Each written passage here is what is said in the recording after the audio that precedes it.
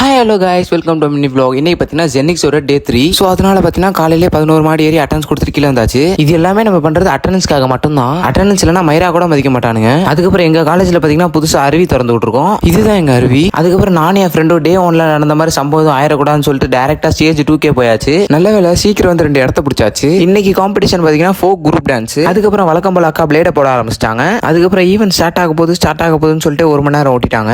அதுக்கப்புறம் எப்படியோ ஒரு வழியா ஈவெண்ட் ஸ்டார்ட் பண்ணிட்டாங்க. இங்க பாத்தீங்கன்னா முக்காவாசி கேர்ள்ஸ் தான் ஆனாங்க. ஆடுன எல்லா கேர்ள்ஸும் செதற விட்டுட்டாங்க. இந்த காம்படிஷன்ல பாத்தீங்கன்னா நாங்களும் பார்ட்டிசிபேட் பண்ண வேண்டியதா இருந்துச்சு. ஆனா பாத்தீங்கன்னா ஓடி தர மாட்டேன்ட்டாங்க. அவ்வளவுதான், அங்கேயெல்லாம் ஃபிளாட் ஆயாச்சு. ஓடின்னு பேச்சு எடுத்தாலே கல்லெடுத்து அடிக்காத குறையா பண்றாங்க. சரி ரைட், அதை பத்தி பேசினா பேசிக்கிட்டே இருக்கலாம். அதுக்கப்புறம் கொஞ்ச நேரத்திலே பசங்க எல்லாம் கிளம்ப ஆரம்பிச்சிட்டாங்க. நம்ம பாத்தீங்கன்னா எந்திரிக்கிற ஐடியாவே இல்ல.